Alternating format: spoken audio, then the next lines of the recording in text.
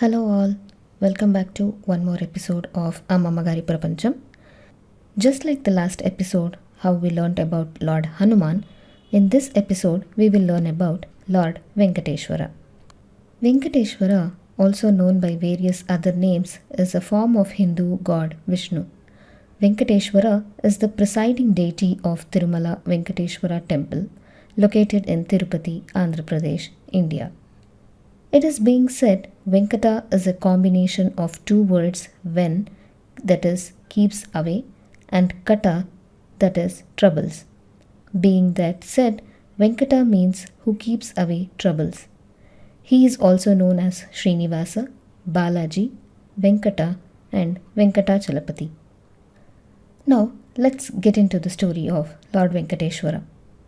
Once, some rishis headed by Kashyapa began to perform a sacrifice on the banks of the Ganges. Sage Narada visited them and asked them why they were performing the sacrifice and who would be pleased by it. Not being able to answer the question, all the rishis approached another rishi named Brigu to reach at a solution after a direct declaration of reality. At Satyaloka, he found Lord Brahma reciting the four Vedas in praise of Lord Narayana and was attended upon by Saraswati. Lord Brahma did not take notice of Brigu offering honor. Concluding that Lord Brahma was unfit for worship, Brigu cursed Lord Brahma that he shall have no idols or temples of worship in Bhuloka. Brigu left from Satyaloka and approached towards Kailasa, the abode of Lord Shiva. At Kailasa, Brigu found Lord Shiva spending his time pleasantly with Parvati and not noticing his presence. Parvati drew the attention of Shiva to the presence of the sage. Lord Shiva was furious at Brigu's interference and tried to destroy him. Brigu cursed Lord Shiva that he shall have only stone idols, that is, linga, in Bhuloka and left for Vaikuntham. At Vaikuntham, Lord Vishnu was reposing on Adisesha with Sri Mahalakshmi in service at his feet. Finding that Lord Vishnu also did not notice him, the sage was enraged and kicked the Lord on his chest, the place where Mahalakshmi resides. At once, Lord Vishnu stepped up to apologize to the angry sage and pressed his feet to allay the pain caused to the sage's leg. In doing so, the Lord removed the eye in the foot of the sage, stripping off his special powers. Thereupon, the sage decided that Lord Vishnu was the most supreme of the Trimurtis and told the rishis the same, and they decided that Lord Vishnu was the fruit of the yaga.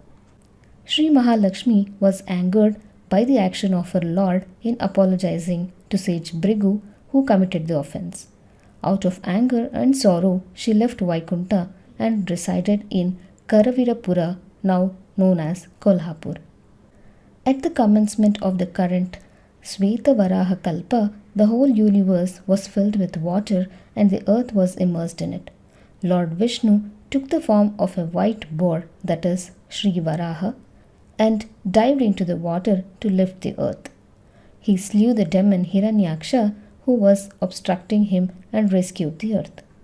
After the departure of Mahalakshmi, Lord Vishnu left Vaikuntham and took abode in an ant hill under a tamarind tree beside a Pushkarini, that is, a pond, on the Venkata hill.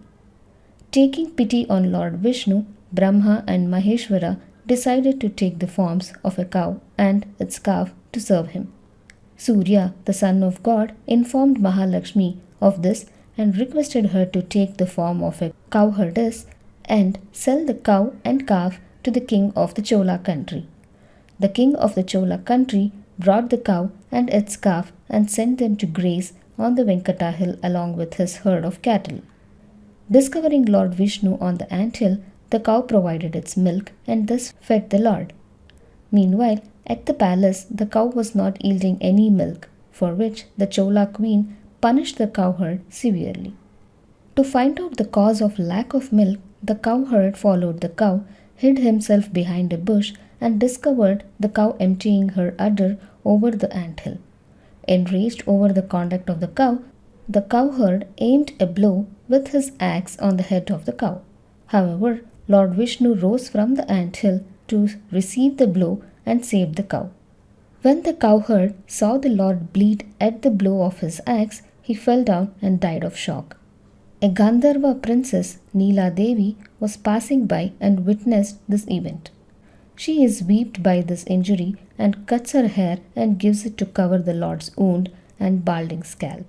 In response to this chivalrous act, Lord Vishnu deems that he will be pleased with whoever devotee donates his hair, as it will help him clear his debt towards her. To find out the cause of the cow's terror, the king followed her to the scene of the incident. The king found the cowherd lying dead on the ground near the anthill. While he stood wondering how it had happened, Lord Vishnu rose from the anthill and cursed the king, saying that he would become an asura because of the fault of his servant. The king pleaded innocence, and the Lord blessed him by saying that he will be reborn as Akasha Raja and that the curse would end when the Lord will be adorned with a crown presented by Akasha Raja at the time of his marriage with Padmavati. Now, let's check out how Lord Venkateshwara and Padmavati got married. In his next birth, Vishnu incarnated as Srinivasa to a woman named Vakula Devi. It is said that in Dwapara Yuga, Krishna presented Yashoda a boon that Krishna will be born to Yashoda in Kali Yuga. Vakula Devi was the reincarnation of Yashoda. Meanwhile, goddess Lakshmi took birth at the palace of Akasha Raja, the next birth of the Chola king. In this birth, Lord Srinivasa was a forest dweller. One day, Lord Srinivasa, who was hunting, chased a wild elephant in the forest surrounding the hills. During this time, Srinivasa met a beautiful girl named Padmavati, where she was picking flowers along with her maids. The sight of the elephant frightened the princess and her maids, but the elephant immediately turned around, saluted the Lord, and disappeared into the forest.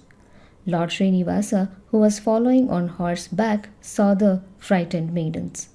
Meanwhile, Akasa Raja and his queen Dharani Devi learnt about Padmavati's love for Srinivasa of Venkata Hill.